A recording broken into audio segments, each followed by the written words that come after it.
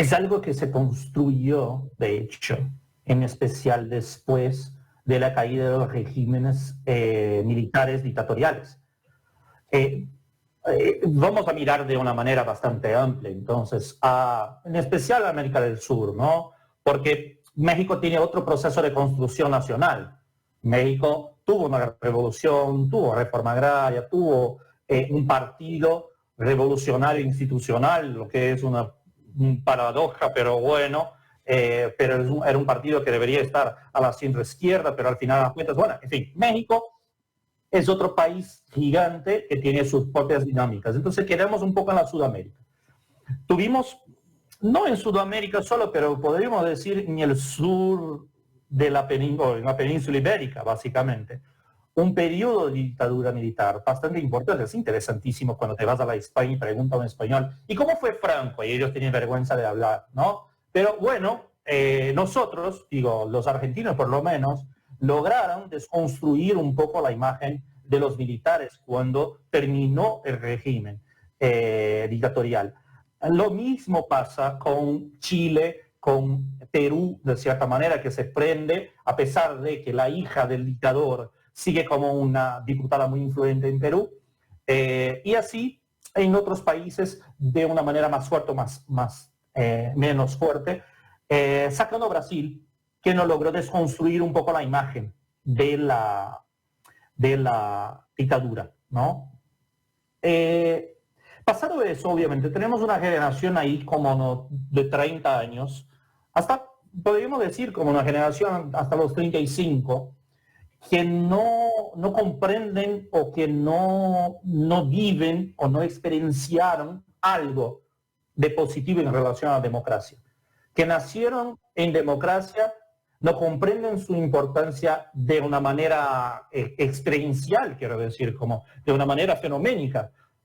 No vivimos la democracia, no vivimos lo que vino antes de democracia, quiero decir, yo sí un poquito, y por mi padre, pero ya los padres de la generación de 30 ya tampoco tenía tanta, o estaba maduros estaban en este tiempo para decir un poco sobre lo que fue la dictadura y lo que es de bueno la democracia. Entonces vivimos una experiencia de descredibilización de la democracia durante todo este tiempo. Y esta generación está entrando en la política ahora, de una manera importante. Estamos hablando ahí como de una parte de la pirámide etaria que es bastante grande, y hay como unos 30% del electorado mínimo, ¿no? Por lo menos la franja entre 16, 18 hasta los 30 años, que serían los jóvenes, ¿no? 29 años para algunos países. Estamos hablando ahí por 30% más o menos de la población electoral por medio en todos nuestros países. Entonces lo que pasa es que realmente hay como esa desconstrucción, ese uso de las experiencias mal sucedidas del tema económico. Claro, en la década de 2000 tuvimos un gran crecimiento de la América del Sur, pero los primeros años, entre los 80 y 90, fueron experiencias malas económicas en general. Para Argentina peor, ¿no? Porque si nos acordamos lo que Menem hizo con el país, bueno, ya sabemos todo el tema del saqueo con el Citibank y todo lo demás. Entonces, hay una devaloración de la participación. Y al mismo tiempo, obviamente, una devaloración de lo que es la imagen del político. El político no como una solución, pero como un problema. Y eso, de verdad, es algo que impulsiona la baja participación de la gente en las elecciones en todos nuestros países. Ahora, fíjate que en los últimos años hubieron actores políticos que, por bien o por mal, movilizaron parte de la gente descontenta y hicieron a la gente participar. A mí me gustaría mirar un poco en relación a la Argentina, que tuvimos de participación entre la gubernamental y ahora la de PASO. Porque el PASO es algo reciente, en verdad, ¿no? Es una experiencia primera, ¿no? Es lo mismo que está pasando, que pasó en Paraguay con la votación electrónica. Y mismo así, en Paraguay, por ejemplo, tuvimos un crecimiento de participación. No de la manera como querían o como se proyectaba el TJSE, el Tribunal Superior de Justicia Electoral, perdón. El Tribunal de Justicia Superior Electorales, que como se llama allá en Paraguay. Allá tuvimos una participación más grande. Claro, no llegó a 65, pero llegó a 63%. En Argentina hay una tendencia de caída de la participación, porque ustedes tienen un nivel de participación muy alto en relación a toda América. Ustedes tienen como de 80 para arriba de participación. Entonces hay obviamente una tendencia de caída, porque es difícil mantener un nivel de participación tan grande cuando tienes gobiernos tan rechazados. Entonces, hay de ponderar, de hecho, si estamos teniendo más o menos participación y obviamente matizar y no generalizar, decir que al final de las cuentas la gente no participa, porque cada cultura tiene sus ritos de participación y sus costumbres en relación a participación. Y pienso yo que al final de las cuentas, por más devalorada que está la clase política, hay una participación importante de la gente y se está insertando a los jóvenes en la política. Cayo, me permito avanzar un poco más allá de lo que mencionó Alejandro, que tiene que ver con las elecciones. Ya pasamos más de una semana de las PASO aquí en la Argentina. ¿Qué mirada o qué expectativas tiene el gobierno de Brasil en relación a lo que pueda suceder en octubre, en relación a la Argentina? Sea el candidato que gane o si hay una eventual segunda vuelta en noviembre, bueno, ¿qué expectativas tiene el gobierno Lula da Silva en relación a nosotros? Ya, hoy fue el día que llegó Lula a África del Sur para tratar de la cumbre del BRICS, ¿no? Que son los países, lo que se conocía como países emergentes, anteriormente países subdesarrollados y anteriormente tercero mundo. De cierta manera se juntaron principalmente los grandes países consumidores en un bloque llamado BRICS, que esto es bastante conocido. Lula estuvo intensificó mucho su presencia internacional. Tuvimos frases sobre el tema de Ucrania y Rusia, tuvimos mucha intención de pivotar, digamos, de ser el pivot de una especie de actuación en relación al conflicto de Ucrania y Rusia. Y no solo, mira, Brasil, Dilma Rousseff hoy es la presidenta del nuevo banco, del Banco de Desarrollo de los BRICS. Entonces, como una especie de frente, es la expresidenta que fue indicada por Lula, como una especie de frente a la FMI. Entonces, estamos hablando de alguien que de una importancia bastante grande del espectro de la actuación brasileña en el escenario internacional. Y obvio, bueno, Lula habló con todos, ¿no? Fue a Estados Unidos, le prometieron 50 millones de dólares para el Fondo Amazónico. Cuando va a China, ganó más 50, entonces le logró 100 millones de dólares, no de China, de Estados Unidos. Sí. A ver,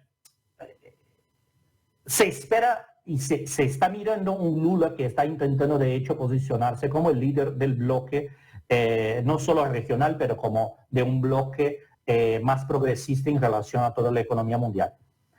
¿Cuál es el problema de lo que está pasando en Argentina? Argentina es el estado más parecido con Brasil, el estado quiero decir, no llamado de estado, pero el estado del país, más parecido en términos de formato con Brasil, más cercano de Brasil.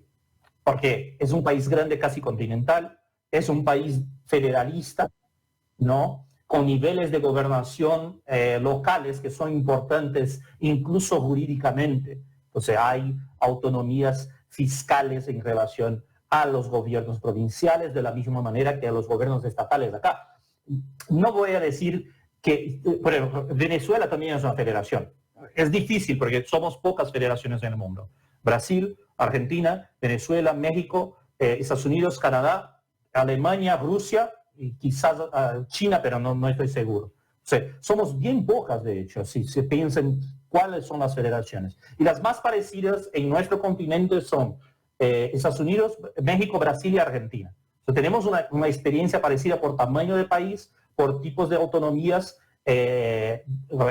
locales y etc. Y eso importa, obviamente, en el juego político.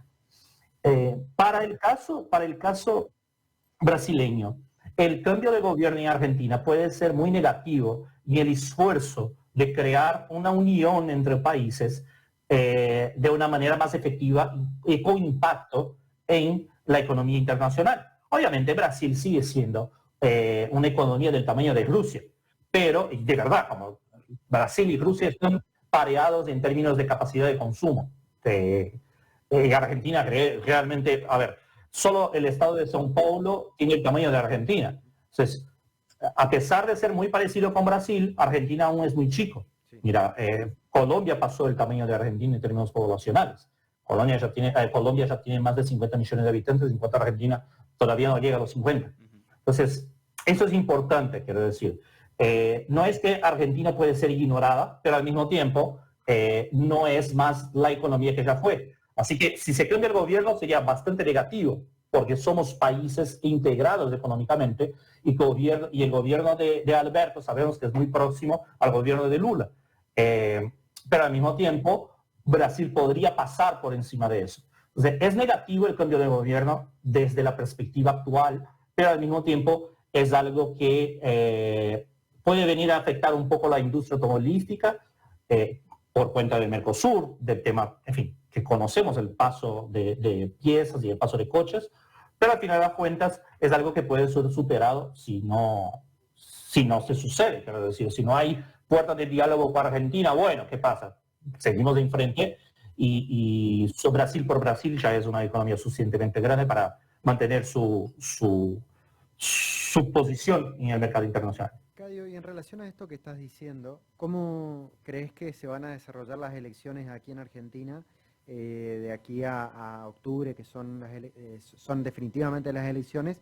¿Y cuál es tu previsión en función a tu criterio? Y después te preguntaría por las encuestas que tienen que ver con a qué se debe que le erran tanto en los pronósticos. Sí, podemos empezar por la última parte. Sí. Es que, a ver, las encuestas no son pronósticos. Pronósticos son los análisis que se hacen de los datos.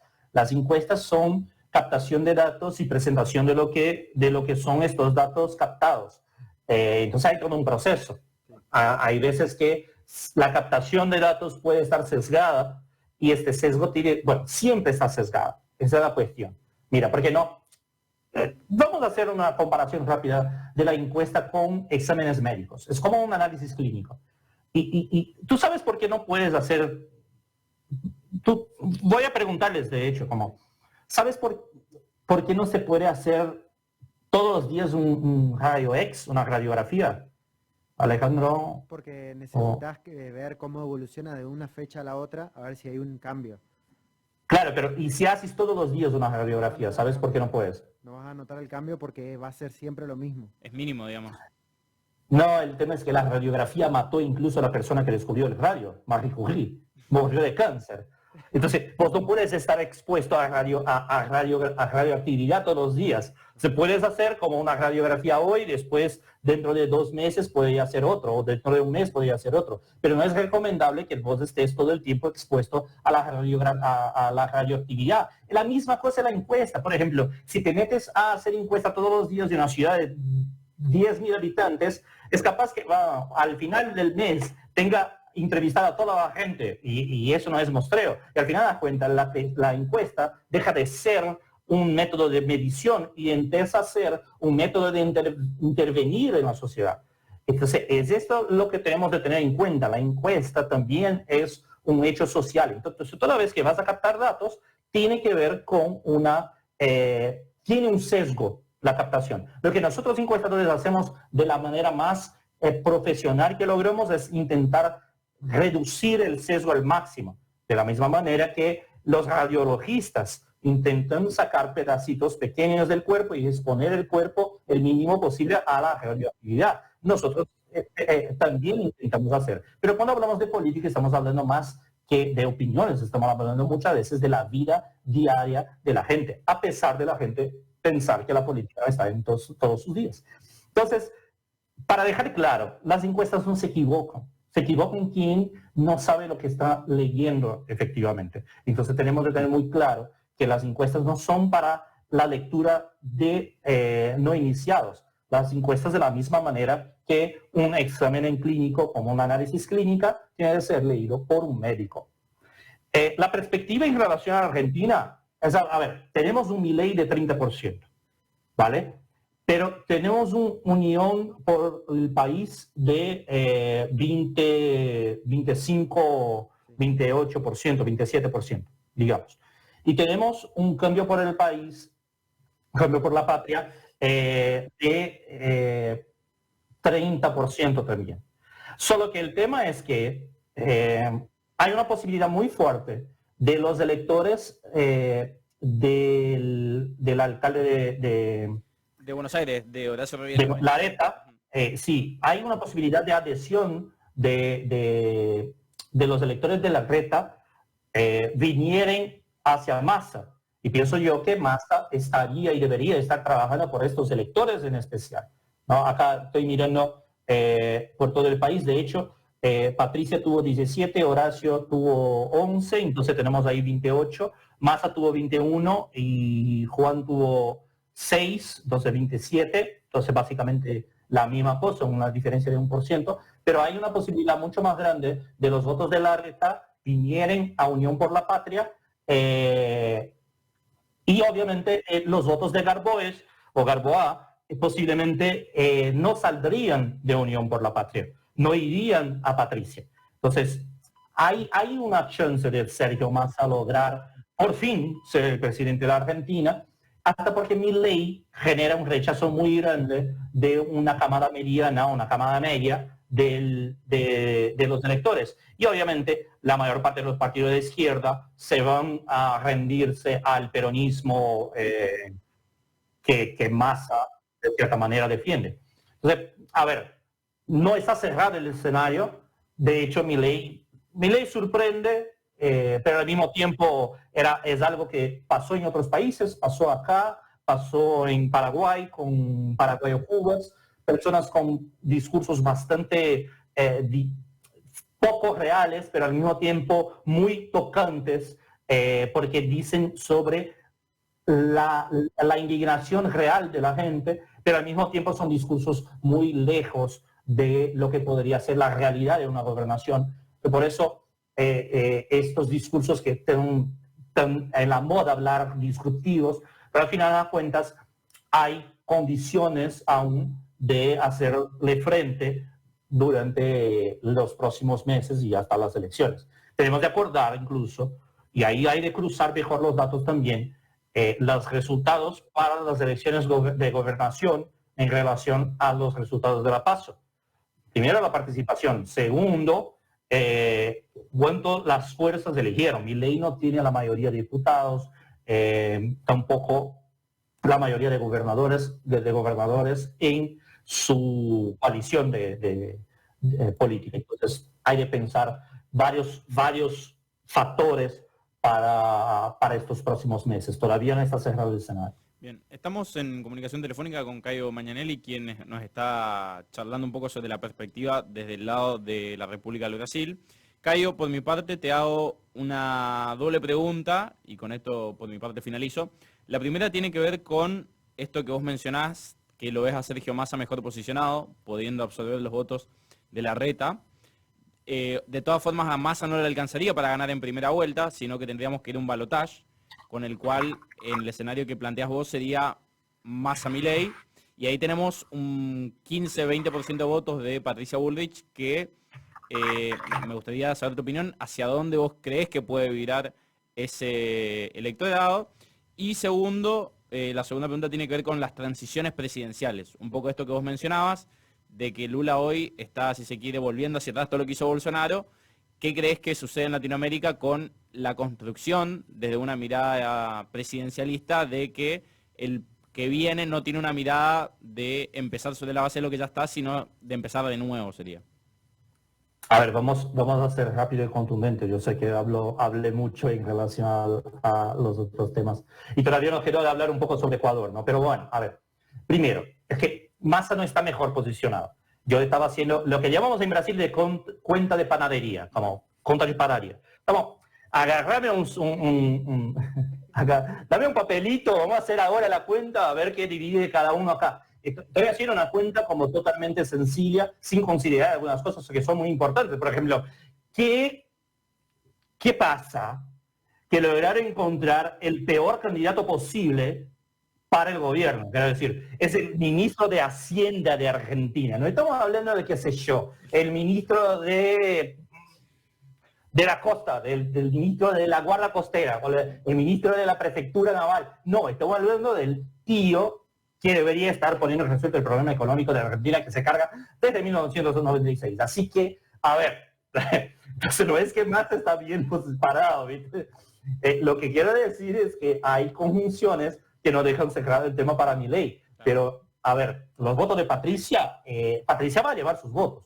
Ella tuvo una cantidad interesante de votos y no pienso que sea muy cambiante el voto que vota en Bullrich. 7%, pienso que es algo que va a intentar, o que por lo menos va a lograr mantener un poquito. Entonces, para mí que tanto Patricia cuanto Massa están peleando por los votos de Larreta. Ahora, claro, hay de ver cómo Larreta también va a comportarse en estos próximos meses. Y si él también es un gran líder a punto de lograr direccionar para dónde va sus votos. Porque puede ser mucho, esto pasa en muchos lugares, quiero decir, donde un tipo es candidato, pero no es líder. Tuvimos el caso de Bolsonaro. Bueno, y hablando de este señor, lo que quiso decir es que no es que Lula está deshaciendo lo que Bolsonaro hizo. El tema es que Bolsonaro deshizo mucho de lo que era el Estado brasileño y ahora se está de hecho reconstruyendo el Estado brasileño, incluso en términos legislativos. Entonces no es solo la creación de nuevos ministerios. Es que, a ver, un ministerio no es solo un par de empleos. Un ministerio es toda una función del dispositivo estatal, desde sus finanzas hasta su recurso humano, pensando en un tema importante para la sociedad. Entonces, te doy un ejemplo sencillo que es el Ministerio de la Cultura. Sí, tuvimos un ministerio que fue creado allá en 1987, 88, cuando después que terminó la dictadura, Sarney creó un Ministerio de Cultura. Y este ministerio siguió hasta que Bolsonaro le tumbó el ministerio. Y este ministerio se está rehaciendo. Entonces, se tiene que rehacer muchas cosas ahí. Claro, pero es el gasto estatal y etcétera. Pero los gastos estatales son normalmente en nuestros países desde la década del 90 regulados por leyes. Es decir, el Estado no puede gastar más en un gobierno y menos en otro, porque ellos tienen regulaciones y sistemáticas muy parecidas desde siempre. Claro, hay un préstamo acá, otro allá, pero lo normal es que el gobierno no puede gastar más. De por ahí creo que respondí las dos preguntas, ¿no? Sí, muy bien. Sí. Yo, respecto a lo que decías de Ecuador, ¿cuál es tu visión respecto a cómo llega hoy el país a las elecciones, cómo llega hoy a Ecuador a las elecciones en función a todo lo que ya es de público conocimiento, y cómo se presume que podría continuar la carrera presidencial con ya dos candidatos, pero de aquí a octubre? Hace un rato, cuando hablábamos con Brian, decíamos, son 3 meses en un proceso que ya ha demostrado de que se ha cargado con cuanta vida pudieron, y con toda la crisis que está viviendo Ecuador. Entonces, ¿cómo crees que va a ir este escenario? Bueno, Alejandro, Brian, Ecuador es un país violento, a ver, desde el primero. Es violento en todas sus prácticas y no es de ahora. Ahora hay un discurso muy populesco, digamos, para no decir populista, pero hay un discurso de la mano equivocada, que es un discurso muy próximo a lo que sea la postura de Bukele. Entonces, Bukele funcionó en El Salvador, que es un país bien chiquito y que de hecho no tenía muchas estructuras. Y aún así hay sus cuestiones, ¿no? Ecuador siempre tuvo prácticas culturalmente violentas y al final de las cuentas, bueno, a ver, hay un montón de situaciones en la historia del Ecuador, desde la aniquilación total de Alfaro Vive Carajo, que era una especie de militancia de estas paramilitares, tanto cuanto las FARC, tanto cuanto de alguna manera el Sendero Luminoso, a pesar del Sendero Luminoso tener bandeado mucho más para el terrorismo que de hecho para la política. Tuvimos muchas situaciones en Ecuador. Y de verdad el segundo puesto, Daniel Noboa, no llega al segundo puesto haciendo solo un discurso opresor, como intentó hacer Jean Todt, que se quedó en cuarto, ¿no? Claro, porque la muerte de Villavicencio, lo que pasa es que básicamente la gente se compadece. Lo mismo pasó de cierta manera acá en Brasil, cuando la muerte de Eduardo Correa. Dios mío, ¿cómo era?